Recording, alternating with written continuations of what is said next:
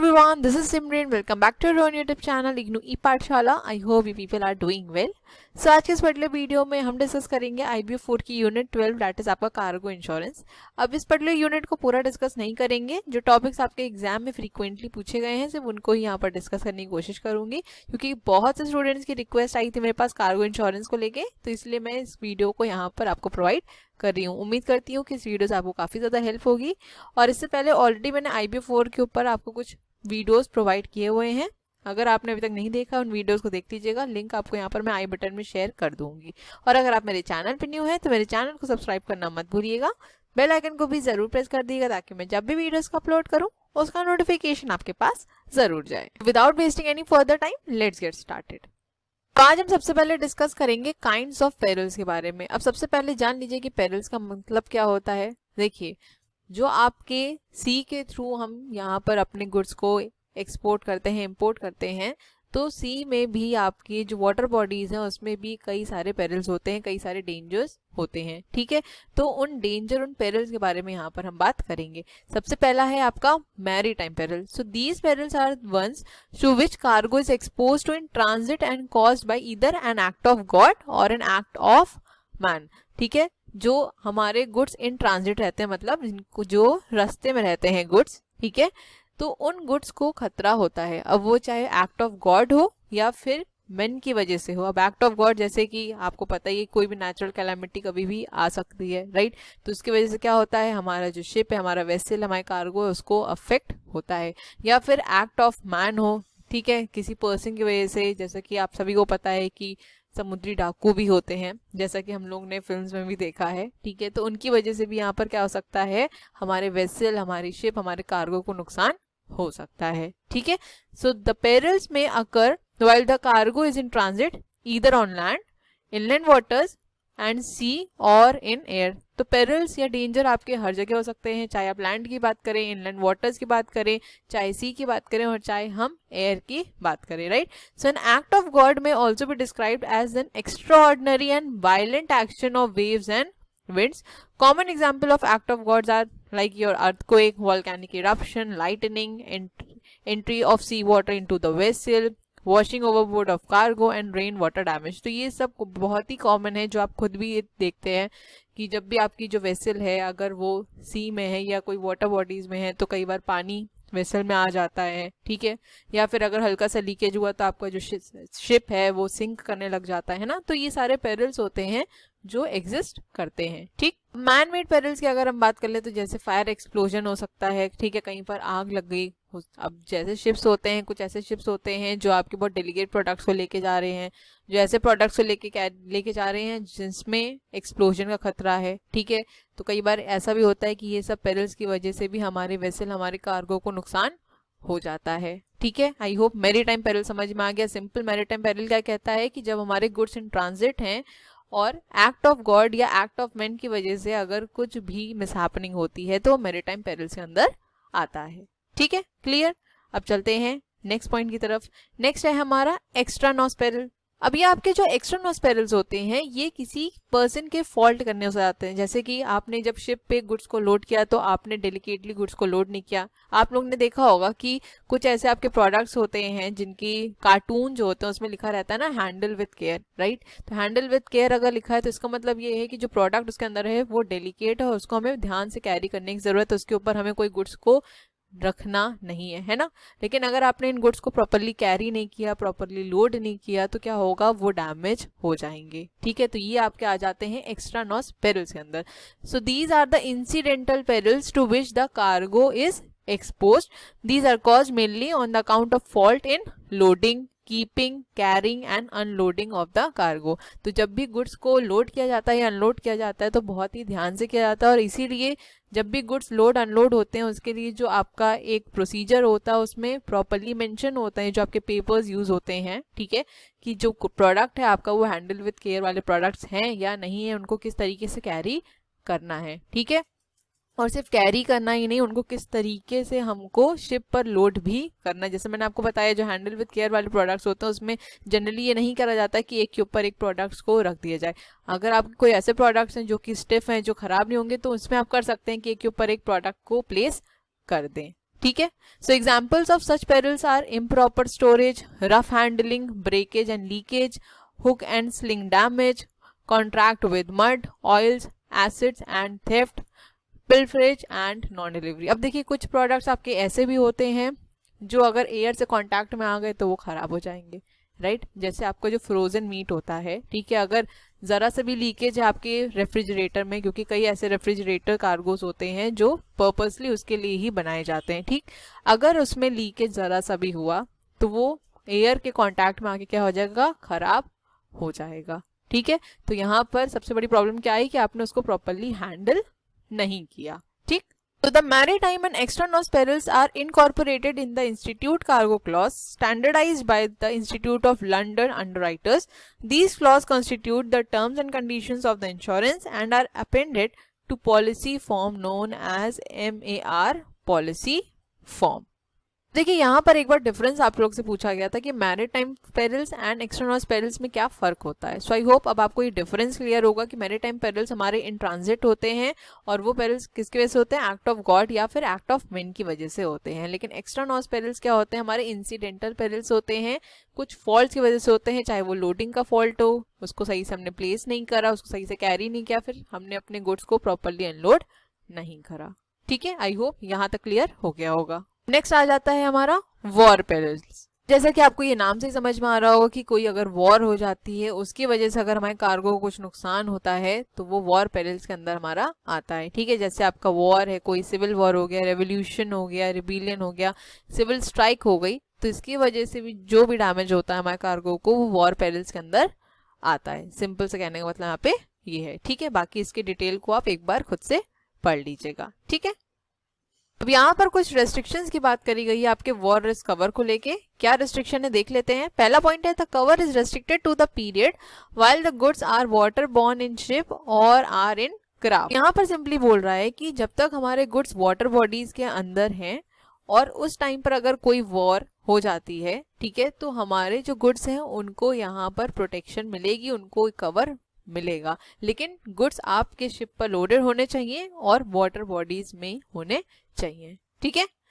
Next point है, the cover attaches as the goods are loaded into the vessel और aircraft और craft used to carry the goods to the vessel. तो यहाँ पर भी यही चीज बोल रहा है कि जो हमारा कवर है वो गुड्स पर तभी तक चलेगा जब तक हमारे गुड्स वेसल पर लोड नहीं होते या फिर एयरक्राफ्ट पर लोड नहीं होते या फिर किसी एयरक्राफ्ट के थ्रू हम अपने गुड्स को वेसल पर लोड करने वाले हैं, ठीक है। तो तब तक हमारे गुड्स को यहाँ पर कवर मिलेगा, ठीक। नेक्स्ट पॉइंट है हमारा, the cover terminates either as the goods are discharge from the vessel और aircraft at the final port of discharge or on the expiry of 15 days from the midnight of the day of arrival whichever is earlier. यहाँ पर जो हमें war risk cover मिल रहा है वो terminate हो जाएगा कब, जब हमारे जो वेसल है या फिर जो एयरक्राफ्ट है उसने जो गुड्स हैं उसको डिस्चार्ज कर दिया है अपने फाइनल डेस्टिनेशन पे, या तो फिर 15 days एक्सपायरी होने से पहले जो हमारा गुड है वो अराइव हो गया है, ठीक है। इन दोनों में से जो भी कंडीशन हमारी पहले हो जाएगी हमारा कवर वहीं पर टर्मिनेट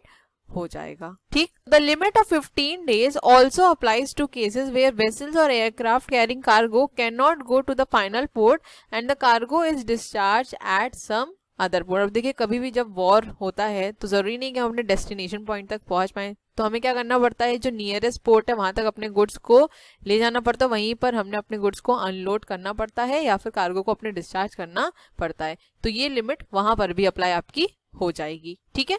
लास्ट पॉइंट हमारा इसमें, in the case of sea shipment the 15 days limit does not apply where the cargo after being discharge from the overseas vessel into a craft for delivering the cargo to the शोर।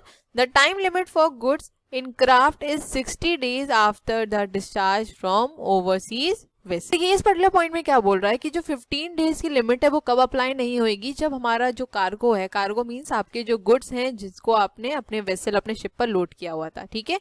तो उन goods को जब हमने discharge कर दिया है vessel से और वो जो गुड्स हैं हमारे ऑलरेडी हमने क्राफ्ट पर उन्हें लोड कर दिया है ताकि वो जो उनके प्रॉपर शोर है वहां तक पहुंच सके, तब ये 15 डेज की लिमिट आपकी अप्लाई नहीं होती है, ठीक है। जो क्राफ्ट की लिमिट है वो है 60 days after discharge from the overseas vessel. तो जब हमने अपने वेसल से अपने गुड्स को अनलोड कर दिया, कार्गो पे जब उसको लोड कर दिया है, उसकी जो ड्यूरेशन आपको दी गई है वो 60 डेज की दी गई है। ठीक है, हो सकता है थोड़ा सा कंफ्यूजिंग आपको लगे, लेकिन इसको याद जरूर रखिएगा। ठीक है, नेक्स्ट इसमें है हमारा स्ट्राइक पेरिल्स। अब देखिए कई बार ऐसा होता है कि स्ट्राइक्स हो जाते हैं, आपके लॉकआउट्स हो जाते हैं। ठीक है, इसकी वजह से भी कई बार डैमेजेस होते हैं। ठीक, so in marine insurance strike perils means events which lead to loss or damage to the cargo. अब ये कैसे हो सकते हैं? स्ट्राइक की वजह से lockout workmen or persons taking part in labour disturbance, riots, civil commotions and a terrorist or any person acting from a political motive.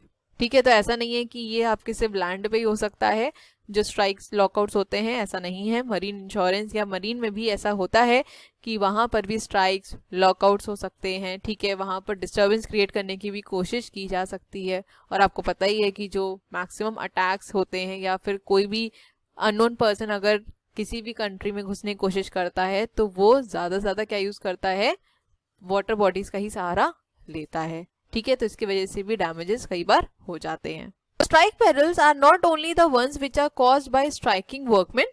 These also include perils caused by political activities which participate or lead the strike. कई बार ऐसा होता है ना कि कोई person किसी को उकसा देता है, और जब ऐसा कर दिया जाता है तो जनरली देखा गया है कि राइट्स हो जाते हैं, है ना। तो यहाँ पर भी यही चीज बोल रहा है। In fact strike perils as oppose to war perils are the handwork of citizens of the same country.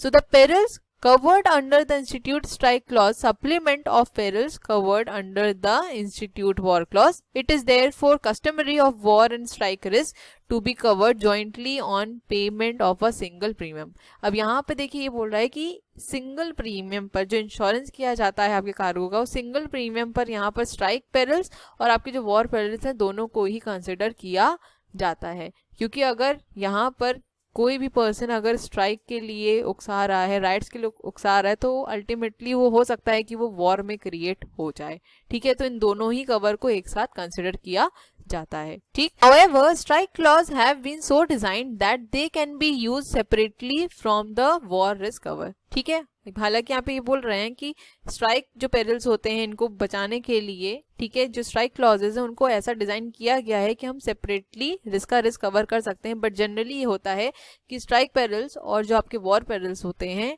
इनको एक साथ लिया जाता है, क्योंकि अल्टीमेटली कई बार होता है कि जो आपकी स्ट्राइक्स होती हैं, लॉकआउट्स होते हैं, राइट्स होते हैं, इनकी वजह से आगे वो वॉर में क्रिएट हो जाता है। ठीक है, I hope kinds of perils आपको क्लियर हो गए होंगे। सबके बेसिक पॉइंट्स याद रखिए, आपको इजी रहेगा वहां पर लिखने में भी, और आपके पास जब पॉइंट्स रहेंगे तो एग्जैक्टली आपको पता रहेगा कि किस में किस चीज की बात की गई थी। ठीक है, स्ट्राइक पेरिल्स के लिए यहाँ पे क्या कह रहा है? That regarding the duration of cover the strike risk cover is from warehouse of the exporter to the warehouse of the importer.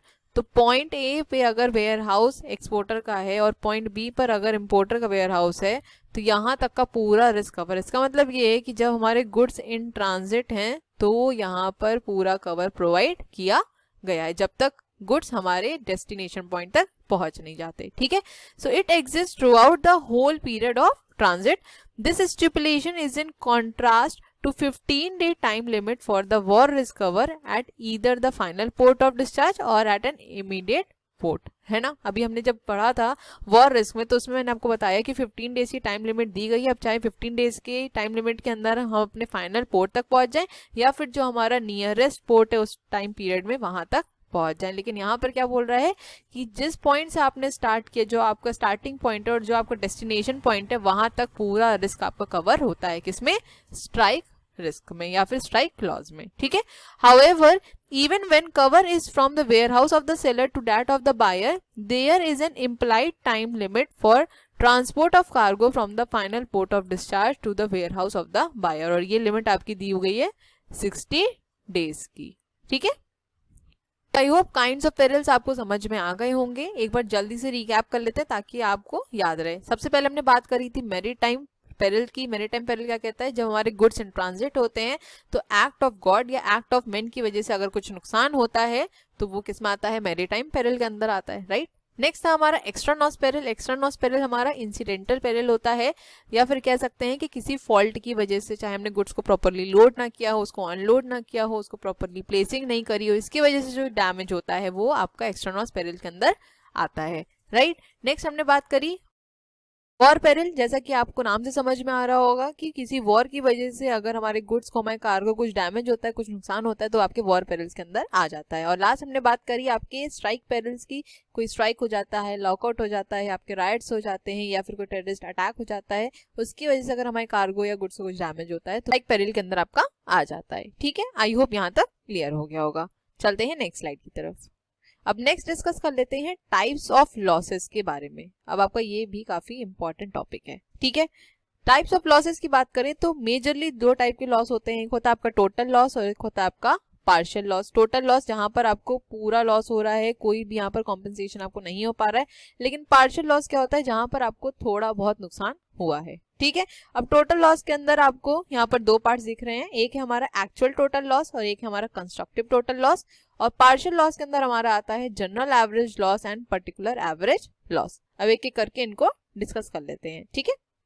सबसे पहले बात करते हैं टोटल लॉस के अंदर जो आता है हमारा पहला actual total loss. So when a ship is sink or is completely destroyed by fire, it will be a case of actual total loss. नाम समझ में आ रहा है कि जहां पर पूरा लॉस हो गया है, कुछ भी नहीं बचा है, ठीक है। अगर आपका शिप जो है वो सिंक कर गया है या फिर उसमें आग लग गई है, तो ऑब्वियस सी बात है कि शिप पर जो भी चीजें थी या शिप भी था वो कुछ भी नहीं बचेगा, तो यहाँ पर आपको पूरा लॉस हो जाएगा, ठीक है। तो there may be a case when the goods are so damaged that they do not look like goods which were insured.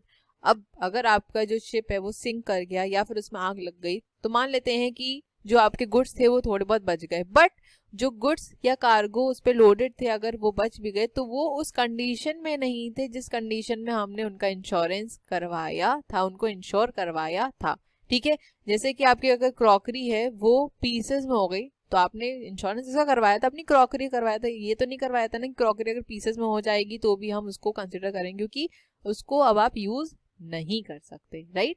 So it is the case of your actual total loss.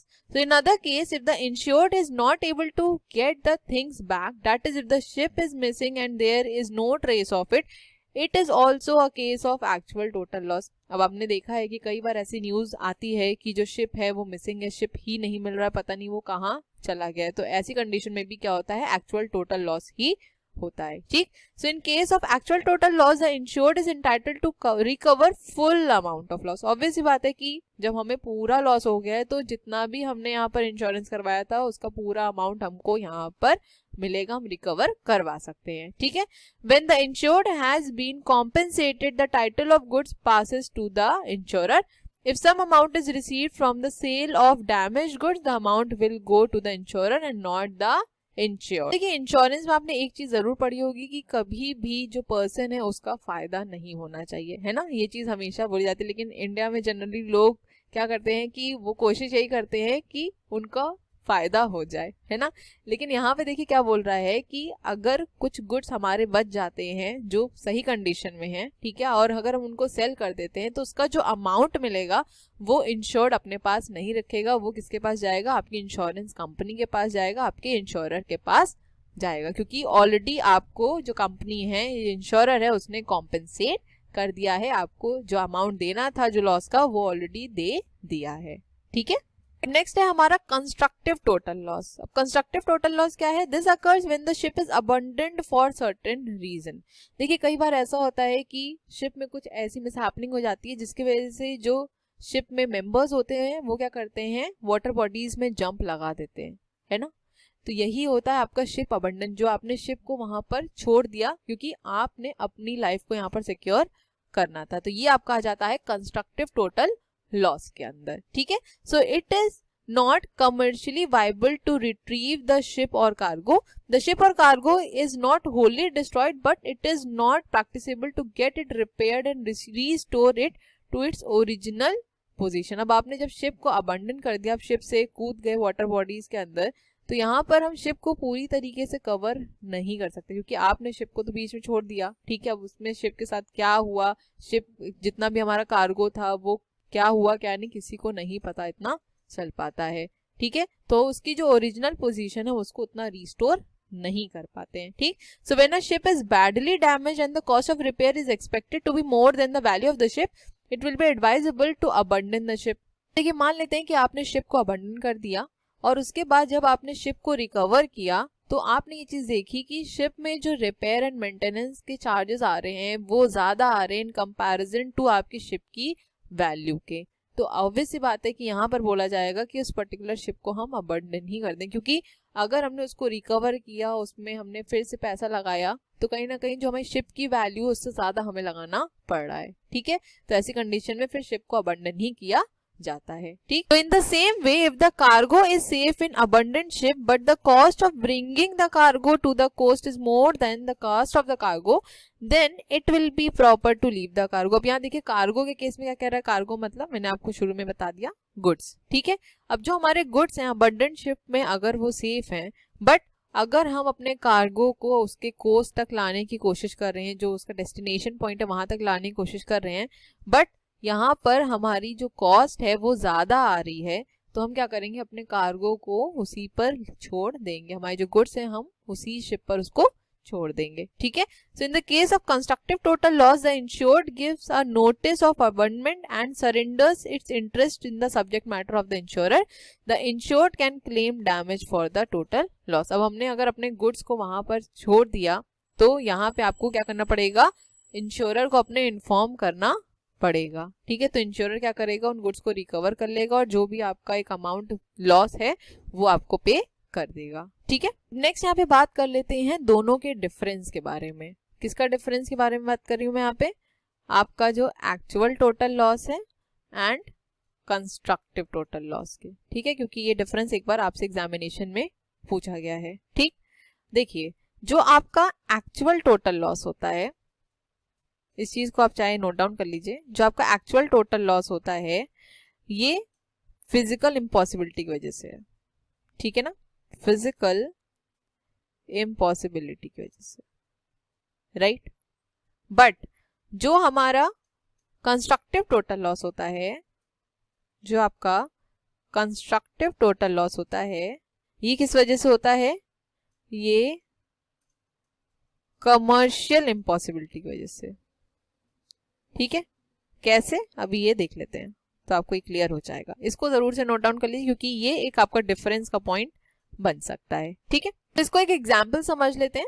If the heights are so damage that it is impossible to prevent the heights from the destruction and it may become a mass purified matter, die case is of actual total loss. देखिए, यहाँ पर simply कह रहा है कि अगर यहाँ पे हमारा जो कार्गो है, हमारे जो गुड्स है वो पूरी तरीके से डैमेज हो गए हैं, ठीक है, तो वो हमारे किसी भी पर्पस के लिए नहीं रह जाएंगे। तो ये आपका किसका केस हो गया, एक्चुअल टोटल लॉस का, जहां पर हम फिजिकल इम्पॉसिबिलिटी की बात कर रहे हैं ना, हमारे गुड्स को फिजिकली नुकसान हो चुका है। ठीक, clear. But if it was possible to restore the heights to the original condition, though die cost of so doing would exceed their value at the destination, the damaged heights can be claimed as constructive total loss because the completion of the adventure has become commercially impossible. Constructive total loss हमने क्या पढ़ा कि यहाँ पर हम अपने जो cargo है, अपनी शिप है, उसको रीस्टोर कर सकते हैं, बट जो हमारे यहाँ पर कॉस्ट इन्वॉल्व हो जाएगी वो शिप की जो वैल्यू है उससे ज्यादा इन्वॉल्व हो जाएगी। ठीक है, तो इस एडवेंचर को पूरा कंप्लीट करने के लिए यहाँ पर कमर्शियली ये हमारे लिए इम्पॉसिबल हो चुका है। कमर्शियली इम्पॉसिबल क्यों, क्योंकि हमारी जो कॉस्ट इन्वॉल्व हो रही है वो ज्यादा इन्वॉल्व हो रही है। ठीक है, सो आई होप अभी डिफरेंस समझ में आया कि जो कंस्ट्रक्टिव टोटल लॉस है इसको कमर्शियल इम्पॉसिबिलिटी क्यों बोला जाता है और जो आपका एक्चुअल टोटल लॉस है इसको फिजिकल इम्पॉसिबिलिटी क्यों बोला जाता है। ठीक है, एग्जाम में अगर यहाँ पर आपसे डिफरेंस पूछेगा, सबसे पहले आपको actual total loss and constructive total loss की डेफिनेशन लिखनी है, फिर आप इस पॉइंट को भी यहाँ पर लिख सकते हैं और नेक्स्ट यहाँ पे आप एग्जाम्पल कोट कर सकते हैं। ठीक है, आई होप क्लियर हो गया। अब नेक्स्ट बात कर लेते हैं पार्शियल लॉस की। पार्शियल लॉस के अंदर हमारा आता है particular average loss and general average loss. सबसे पहले डिस्कस करते हैं पर्टिकुलर एवरेज लॉस क्या है। So particular average loss has been defined as a partial loss of subject matter insured caused by a peril insured against and which is not a general average loss। देखिए, particular average loss का simple सा मतलब ये है कि कोई एक particular peril है, उसी के लिए हमने क्या किया है, अपने गुड्स को उसके अगेंस्ट इंश्योर्ड करवाया है। ठीक है, जैसे कि मान लेते हैं हमने यहाँ पे कंसिडर किया कि जो हमारी वाटर बॉडीज हैं उसके अंदर आपकी शार्क होती हैं। ठीक है, अब हमने यहाँ पर इंश्योरेंस ये लिया कि अगर शार्क की वजह से कुछ भी नुकसान होगा तो हमें यहाँ पर कॉम्पनसेशन मिलेगा। ठीक, लेकिन अब ये हो जाता है कि जो आपकी वेसल है उसमें हल्का सा होल होता है, बट वो वहां पे पता चलता है कि ये होल रैट्स की वजह से हुआ है, जो बड़े वाले होते हैं ना रॉडेंट्स जो होते हैं उनकी वजह से हुआ है। तो यहाँ पर आप इस चीज के लिए क्लेम नहीं कर सकते हैं। क्यों? क्योंकि आपने पर्टिकुलरली किसके लिए लिया था कि अगर शार्क से कुछ नुकसान होगा तब आपको यहाँ पे कॉम्पनसेट किया जाएगा। ठीक है, तो इसीलिए इसको पर्टिकुलर एवरेज लॉस बोला जाता है। आई होप समझ में आ गया होगा। तो particular average loss is not caused voluntarily, the insured subject matter should be damaged and this damage should be caused by marine peril which is insured. ठीक है, वो मरीन पेरिल होना चाहिए, कोई भी ऐसा कह सकते हैं हम जैसे वेल है, शार्क है, अगर हमने इनके रिगार्डिंग को इंश्योरेंस लिया हुआ है तो अगर इन्होंने ही हमारी शिप को वैसे लोग कुछ नुकसान पहुंचा है तो है यहाँ पर हमें इसका क्लेम मिल जाएगा। ठीक है, तो according to the marine insurance act of 1906 the particular average loss is a partial loss, that is any loss other than the total loss which is caused due to an insured peril and which is not a general average loss. So it means that if some parts of the cargo get damaged due to sea water during the voyage, the loss will be considered as particular and hence it will be borne by person who directly affected due to damage of the said cargo. ठीक है, तो हमने particularly जिस भी cargo के लिए यहाँ पर इंश्योरेंस लिया है उस पर्टिकुलर पेरिल के लिए, तो यहाँ पर अगर कोई लॉस अगर हमें होता है तो हमें उसका क्लेम इजीली मिल जाएगा। ठीक है, आई होप क्लियर हो गया होगा। नेक्स्ट डिस्कस कर लेते हैं हम जनरल एवरेज लॉस के बारे में। देखिए, जो हमारा जनरल एवरेज लॉस होता है उसमें क्या होता है, कई बार आपने देखा है कि जो शिप होती है वो सिंक करने लग जाती है ना। तो हमने कंडीशन ये पढ़ी कि जब जो मेंबर्स होते हैं वो खुद वाटर बॉडीज में जंप लगा देते हैं। ठीक है, लेकिन हर बार ऐसा पॉसिबल नहीं हो सकता है। तो कई बार ये भी होता है कि जो हमारा कार्गो है, जो हमारे गुड्स हैं, हम उन्हें क्या करते हैं, वाटर बॉडीज में डंप कर देते हैं ताकि अपनी लाइफ हम सिक्योर कर सकें। तो ये आ जाता है आपका जनरल एवरेज लॉस के अंदर। ठीक है, सो general average loss is caused voluntarily. ये कैसा होता है, वॉलंटरली होता है क्योंकि हमने खुद से कार्गो को क्या किया है, वाटर बॉडीज में डंप किया है। लेकिन अभी हमने जो पीछे डिस्कस किया पर्टिकुलर एवरेज लॉस के बारे में, वो कैसा होता है, हमारा वॉलंटरी नहीं होता है ना। ऑब्वियस बात है, आप शार्क से तो कहेंगे नहीं कि हमारी जो शिप है उसमें होल कर दो, हमें गिरना है, हमें मरना है, नहीं ना, कोई नहीं कहेगा, ऑब्वियस बात है। तो वो आपका वॉलंटरी नहीं होता है, लेकिन जो जनरल एवरेज लॉस होता है वो वॉलंटरीली होता है। ठीक है, सो टू अवॉइड एन इम्पीडिंग डेंजर, जो हमको अगर दिख रहा है कि आगे डेंजर है, हमारी लाइफ नहीं बच पाएगी, तो हम क्या करते हैं, कार्गो को ही डंप कर देते हैं। So a general average loss is one which is caused by an extraordinary sacrifice और expenditure voluntarily and reasonably made और incurred under fortunous circumstances for the sole purpose of preserving the common interest from an impeding peril. ठीक है, I hope समझ में आ गया होगा। So if a ship is sinking because of overload, some of the cargo may be thrown out of the ship with the purpose to save the ship and the crew, so it will be a case of general average loss। ठीक है, clear, I hope. इससे ज्यादा easy words में आप लोग को नहीं समझा सकती और इससे आपको शायद याद भी रहेगा एग्जाम में। नेक्स्ट यहाँ पे जल्दी से डिस्कस कर लेते हैं difference between open cover and open policy. तो ओपन पॉलिसी क्या होती है, हमारी एक स्टैम्प्ड डॉक्यूमेंट होता है, बट जो ओपन कवर है आपका ये अनस्टैम्प्ड डॉक्यूमेंट है क्योंकि ये एक सर्टिफिकेट होता है। ठीक है, नेक्स्ट पॉइंट है that clauses are attached with the policy. अगर स्टैम्प डॉक्यूमेंट है तो जितनी भी आपके क्लॉजेज हैं वो आपकी पॉलिसी में अटैच होंगे ही, बट ओपन कवर में क्या कह रहे हैं, clauses are attach with the certificate. मैंने बताया कि ये सर्टिफिकेट होता है इसलिए ये अनस्टैम्प डॉक्यूमेंट कहलाता है। ठीक है, नेक्स्ट है issued for inland transit, but जो आपका ओपन कवर होता है वो एक्सपोर्ट इंपोर्ट के लिए यूज किया जाता है। लास्ट पॉइंट है इसमें exhaust after the total declaration equal the some insured, और यहाँ पे बोल रहा है that it is issued for 1 year. तो आपका जो ओपन कवर है इसको 1 ईयर के लिए इशू किया जाता है, लेकिन जो आपको ओपन पॉलिसी है कब खत्म होता है, जब हमने जो अमाउंट है उसको यहाँ पर डिक्लेयर कर दिया है जितना भी हमारा सम इंश्योर्ड था। ठीक है। तो आई होप जितना भी हमने यहाँ पे डिस्कस किया आपको क्लियर हो गया होगा और उम्मीद करती हूँ कि इस वीडियो से आपको काफी ज्यादा हेल्प भी होगी। So thank you so much for watching. Please video को लाइक जरूर कर दीजिएगा। अगर अभी तक चैनल को सब्सक्राइब नहीं किया है चैनल सब्सक्राइब कर लीजिए, बेल आइकन को भी जरूर प्रेस कर दीजिएगा ताकि मैं जब भी वीडियोस का अपलोड करूँ उसका नोटिफिकेशन आपके पास जरूर जाए। अपने फीडबैक देना मत भूलिएगा और वीडियोस को ज्यादा शेयर करिएगा। मिलेंगे अपने नेक्स्ट वीडियो में। Till then stay safe, stay healthy, bye bye, take care.